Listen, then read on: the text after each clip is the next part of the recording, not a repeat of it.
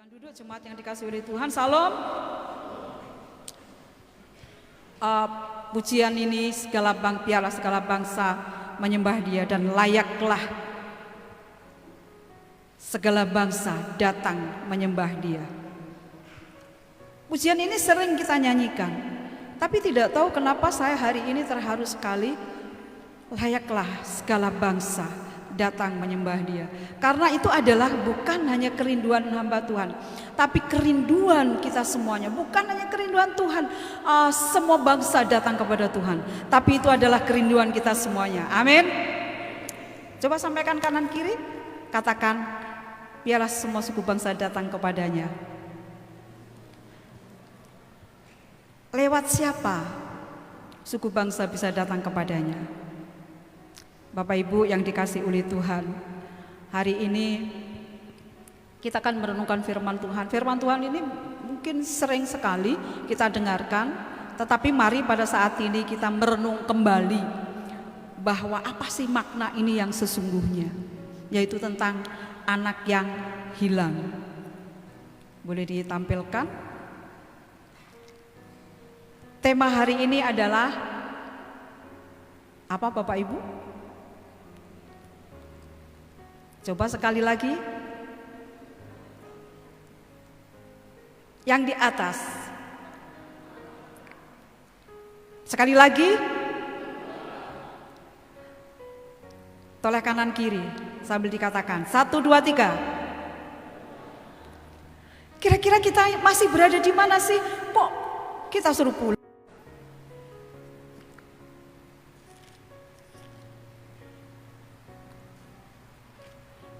Lukas pasal 15 ayat yang sekarang kita lihat dulu Lukas ayat pasal yang ke-15 ya. Ada beberapa perumpamaan di sini. Yang pertama adalah perumpamaan tentang domba yang hilang. Yang kedua adalah perumpamaan tentang dirham yang hilang. Ini beberapa kali Tuhan sampaikan kepada orang Farisi yang hadir di situ dan kepada semua orang. Kenapa? Karena orang Farisi, kita lihat di sini ayat yang pasal 15 ayat 1 kita baca bersama-sama. Saya tidak tampilkan di layar karena Bapak Ibu semuanya kan bawa firman Tuhan, amin, bawa Alkitab, amin. Kalau ada yang nggak bawa mungkin bisa gabung ke sebelah kanan, ke sebelah kirinya. Bisa juga dibuka Alkitab yang ada di HP kita.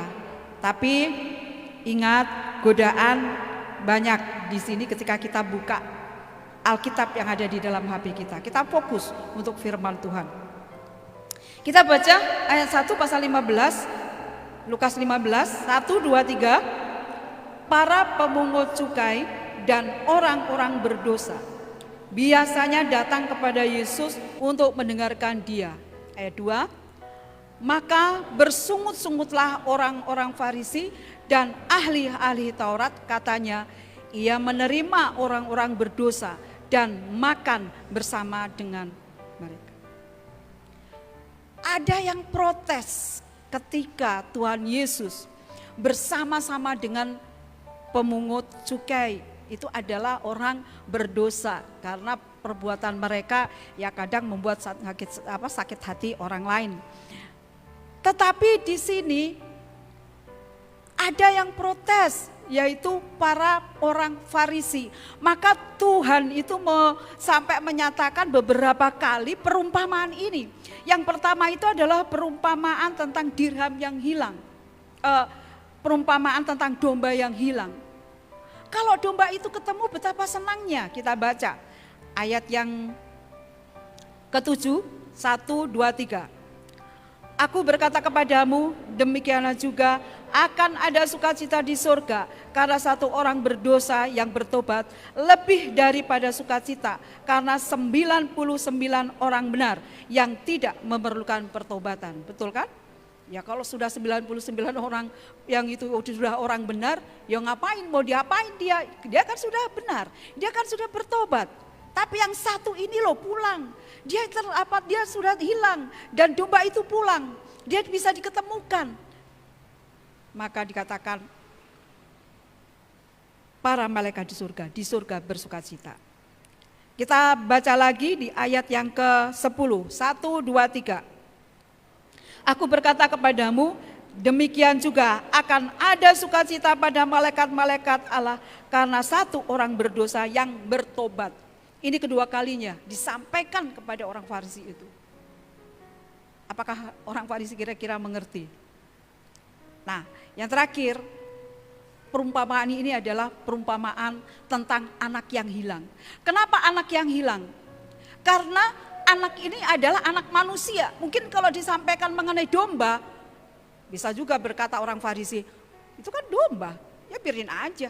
Kalau tak ketemu itu kan nggak terlalu istilahnya ya sesuatu yang bukan istilahnya bukan hal yang sangat penting seperti itu, biar aja. Atau kalau ketemu pun juga nggak bersuka cita karena harganya berapa sih? Nah yang kedua, naik lagi menjadi dirham yang hilang. Untuk menjelaskan lebih dalam lagi, maka Tuhan sampaikan bahwa kalau sampai anak itu hilang, pasti akan kehilangan benar.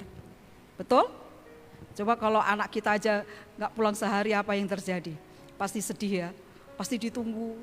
Kok nggak pulang-pulang, biasanya jam segini, ini sudah pulang kok nggak pulang-pulang. Kita akan membaca, lanjut. Ya, saya nggak bisa melihat di sini, maaf, saya harus buka tablet karena tidak bisa melihat. Ya, kita akan melihat 16. 1, 2, 3. Yesus berkata lagi, ada seorang mempunyai 2 anak laki-laki. Kata yang bungsu kepada ayahnya, Bapa, berikanlah kepadaku bagian harta milik kita yang menjadi hakku. Lalu ayahnya membagi-bagikan harta kekayaan itu di antara mereka. Beberapa hari kemudian anak bungsu itu menjual seluruh bagiannya itu, lalu pergi ke negeri yang jauh. Di sana ia memboroskan harta miliknya itu dengan hidup berpoya-poya. Setelah dihabiskannya semuanya, timbullah bencana kelaparan di dalam negeri itu dan ia pun mulai melarat. Pertama, dia sudah minta warisan. Setelah warisan itu diberikan, dia pergi. Dan setelah pergi, dia pergi jauh, tidak pergi di sekitarnya, pergi jauh karena ke kota lain. Istilahnya merantau lah ya. Dia merantau ke kota lain. Dan karena uangnya banyak, karena apa yang dibawa itu masih banyak, dia berpoya-poya dengan teman-temannya. Sehingga dia sampai kehabisan uang. Apa yang terjadi? Dan dia menjadi pekerja di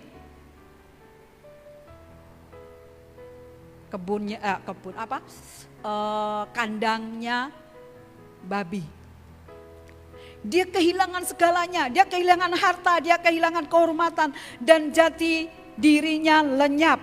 Pekerjaannya memalukan, yaitu penjaga babi. Itu adalah suatu pekerjaan yang rendah ya. Nah, biasanya dia berpoya-poya, dia bisa beli ini, beli itu dan sebagainya.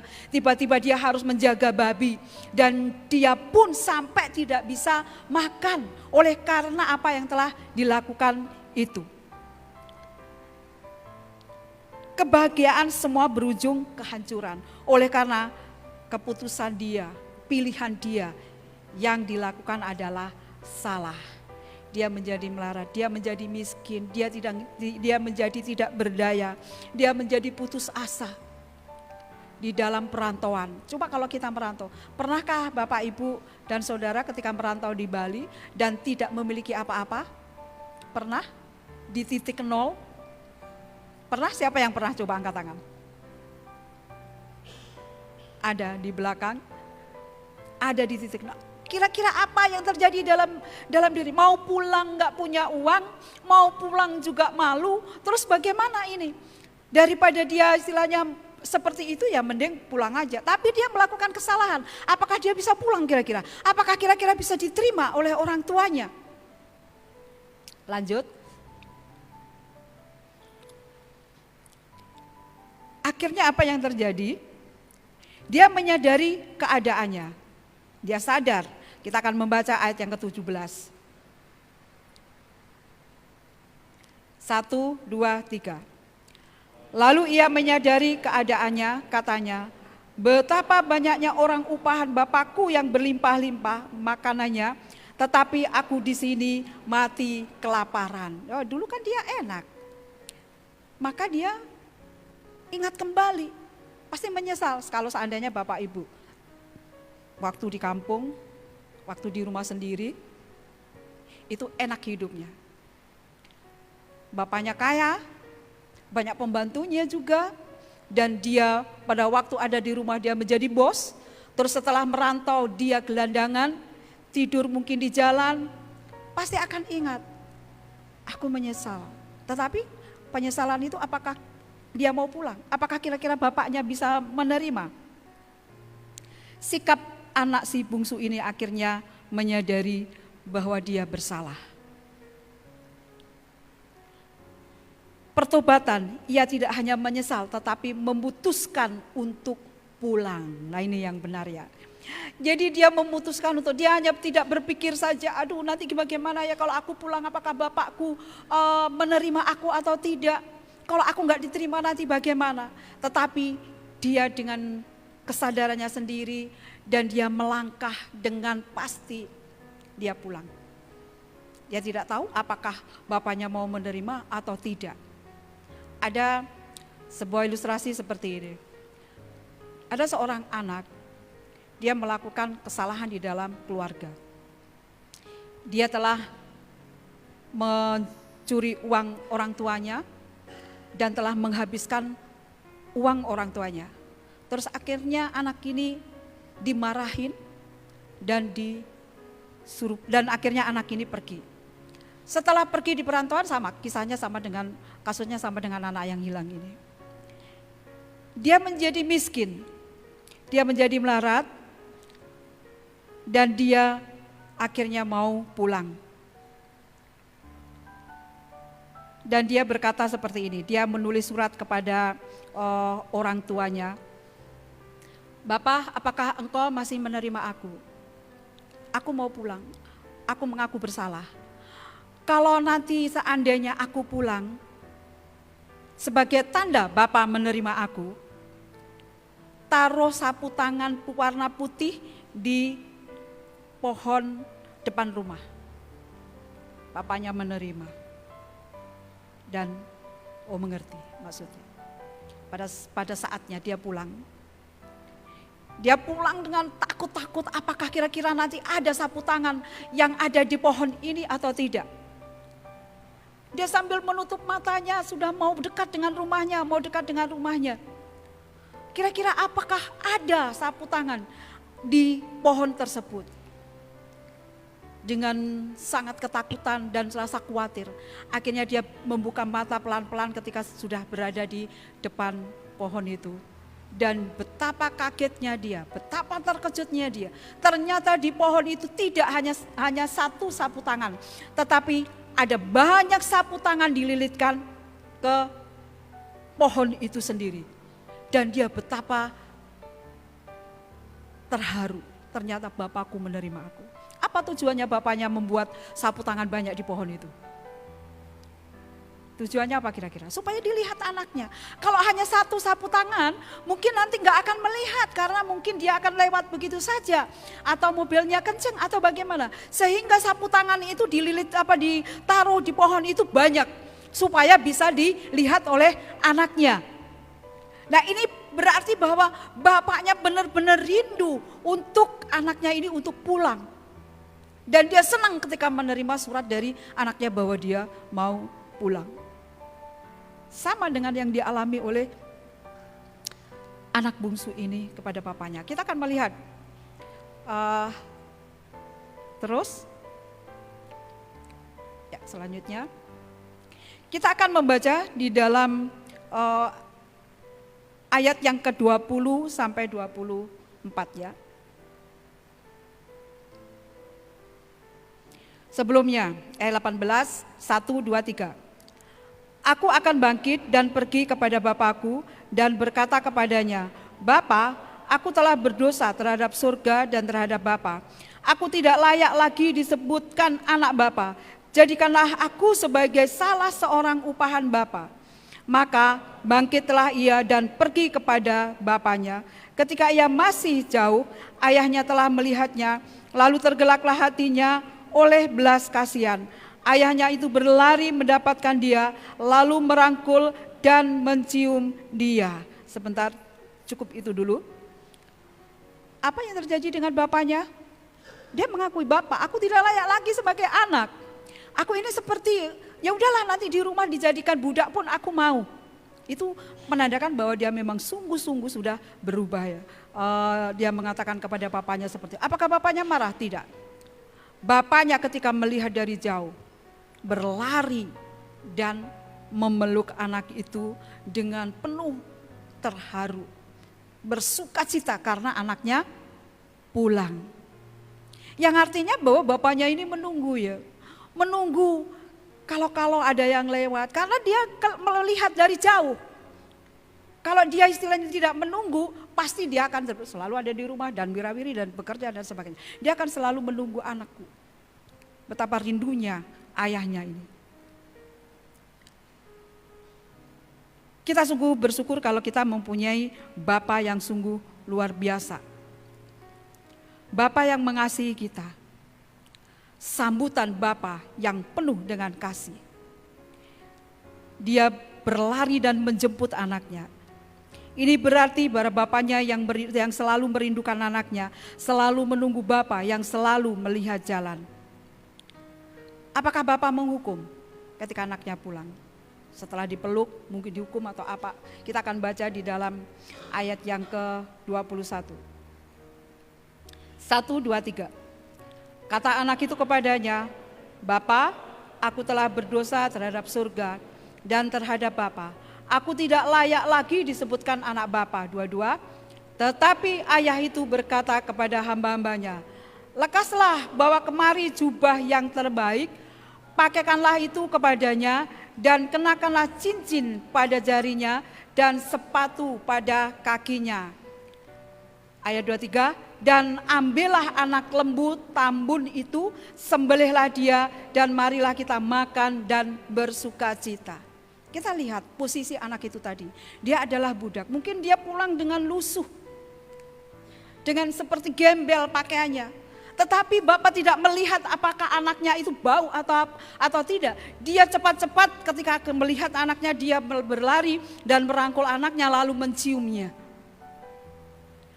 Dan posisinya dikembalikan sebagai anak, bukan budak. Padahal tadi anak ini kan katakan, "Bapak, jadikanlah aku budak, aku tidak layak sebagai anakmu.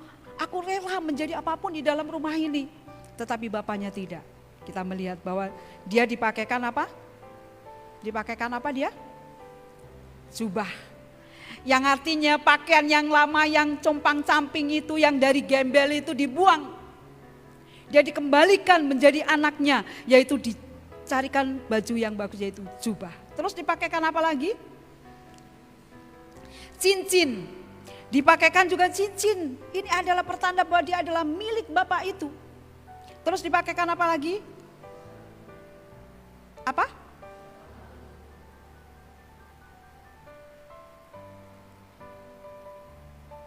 Kenakan cincin di jarinya dan sepatu pada kakinya. Ya, gambaran kalau sepatu itu adalah sesuatu yang indah ya. Kalau orang di rumah, kita melihat di jalan ya. Kalau kita lihat orang yang pakai sendal jepit dan mungkin sendalnya jelek, itu pertanda bahwa orang itu adalah orang yang tidak kaya. Biasanya kan gitu penilaian kita kepada orang. Tetapi kalau dia sepatunya mengkilat sekali, pasti dia adalah orang kaya, orang hebat. Coba ditoleh kanan kiri sepatunya bagaimana? Apakah sepatu yang mengkilat atau sepatu biasa? Tapi itu sebetulnya tidak bisa menjadi patokan. Kadang-kadang orang kaya pun juga bisa memakai hal-hal seperti itu. Tapi ini adalah gambaran bahwa dia dikembalikan kepada posisi sebagai anak. Dia tahu bahwa dia adalah anaknya, maka dikembalikan posisinya sebagai anak. Bapak, Ibu, dan saudara-saudara yang dikasihi dalam Tuhan. Ini adalah sikap dari Bapak. Tadi adalah sikap dari si bungsu. Ketika dia diperpoya-poya akhirnya menyesal dan dia kembali kepada bapaknya. Dan sikap Bapa, dia mengasihi, mengampuni, dan dia mengembalikan anaknya kepada posisi sebagai anak. Sekarang kita akan lihat si sulung. Apa yang dilakukan si sulung? Ayat 25 dan 32. Kita baca bersama-sama. 1, 2, 3.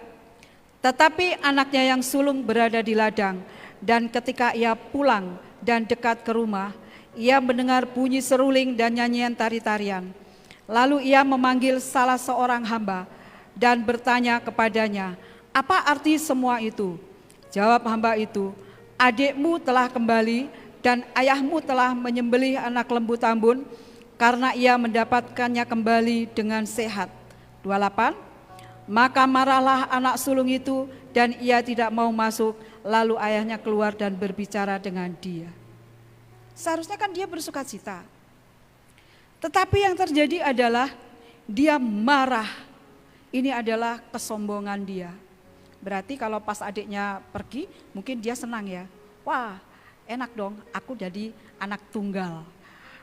Aku bebas di rumah ini. Tapi apakah dia merasakan kebebasan? Dia tidak bisa merasakan kebebasan itu. Karena yang sebenarnya bapaknya mengatakan bahwa ini milikmu, semua ini adalah milikmu. Tetapi anak itu tidak bisa merasakan itu. Kesombongan, dia merasa berjasa dan tidak dihargai. Fokus pada diri sendiri dan bukan kasih kepada Bapa. Baru saja adiknya datang, dia tidak mau mengakui bahwa adiknya telah datang. Ini adalah sikap yang tidak baik. Dan ini gambarannya adalah gambaran orang Farisi tadi. Dia orang-orang pemungut cukai itu adalah gambaran si bungsu tadi. Bahwa dia adalah orang berdosa yang kembali bisa diterima, tetapi orang Farisi mengatakan bahwa kenapa orang berdosa itu diterima? Kenapa kamu bergaul dengan orang berdosa? Ini kan hal yang tidak baik. Jadi Bapak Ibu dan Saudara kasih dalam Tuhan, mental yang dimiliki oleh si sulung ini adalah mental dari seorang yang selalu pengen dihargai. Orang lain dihargai, adiknya pulang, dia enggak mau. Dia mentalnya adalah mental pekerja. Dia tidak merasakan bahwa itu bapaknya dan apa yang ada dalam rumah, apa yang ada di ladang itu adalah miliknya. Dia bisa memakai semuanya itu, tetapi dia tidak merasakan itu. Kasih kepada bapaknya dia tidak miliki.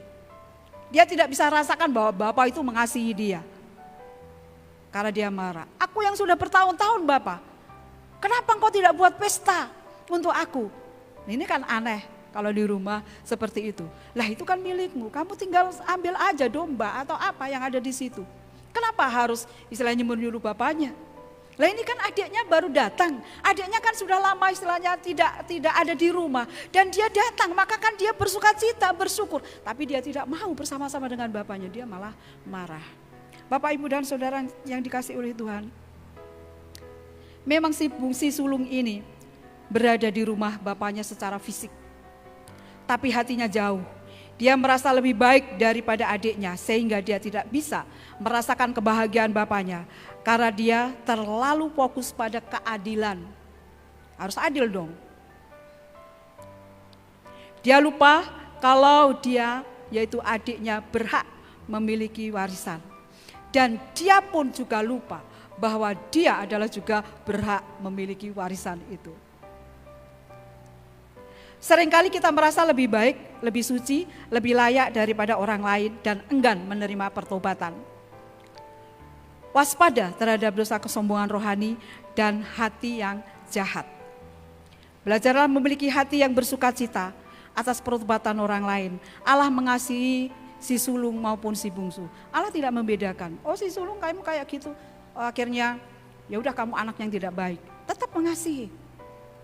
Karena dia berbicara dengan anak itu tadi. Si bungsu yang kembali, dia sudah melakukan yang jahat, tetap juga dikasihi. Bapak, Ibu dan Saudara kasih dalam Tuhan, firman Tuhan pada hari ini mengingatkan kepada kita semuanya. Pulanglah, lanjut. Pulanglah, dunia hanya memberikan kebahagiaan semu, betul? Katakan kanan kiri, dunia hanya memberikan kebahagiaan semu. Kebahagiaan fana yang berujung kepada kehancuran. Jangan lama-lama kita pergi. Mungkin kita tidak pergi istilahnya menghabiskan uang dan sebagainya. Kita mungkin pergi karena pengen bebas.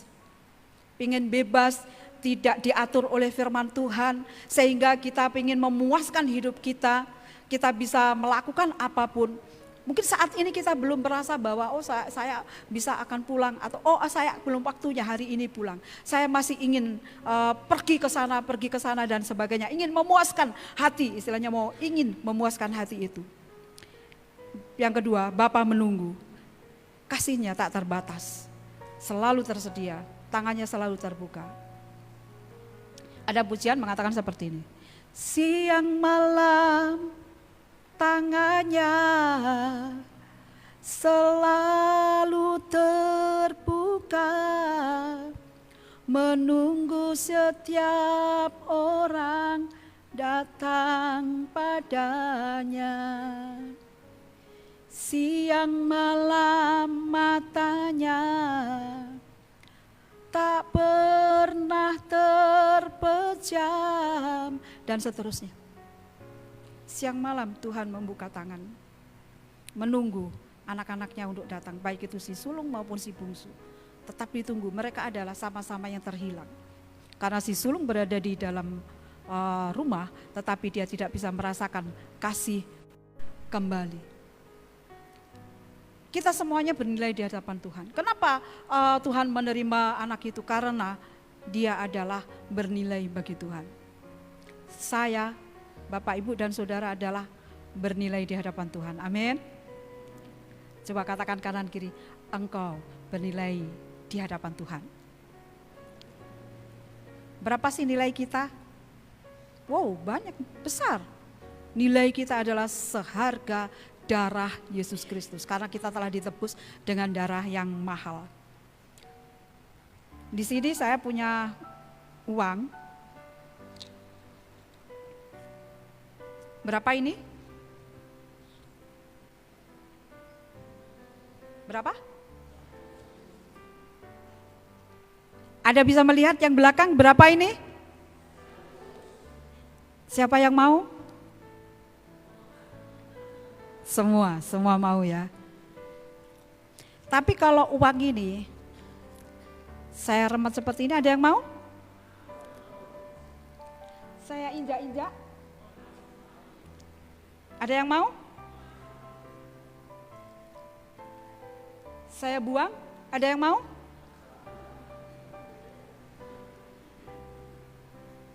Ada yang mau? Kenapa?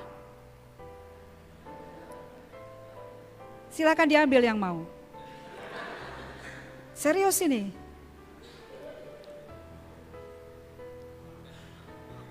Bukan dikembalikan, Mas Farman. Jadi ini serius. Jadi sudah saya remet seperti ini. Saya buang. Sudah saya injak-injak. Siapa yang mau? Ada yang mau? Berarti gak ada nilainya ya itu ya?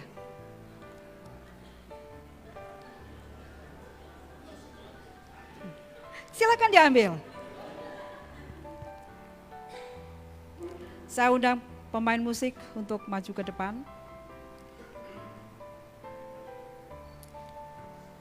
Anak bungsu merasa dirinya sudah tidak layak. Dia ingin jadi hamba saja. Karena ia merasa sudah kotor dan hancur. Tapi bagi sang bapa, nilai anaknya tidak berubah. Dosa mungkin mengotori hidup kita, tapi tidak pernah mengubah nilai kita di hadapan Tuhan. Mungkin saat ini ada yang berkata, saya sudah rusak, saya tidak layak di hadapan Tuhan. Tetapi engkau tetap bernilai di hadapan Tuhan. Karena dia telah mengorbankan dirinya, darahnya untuk menebus kita semuanya. Betul.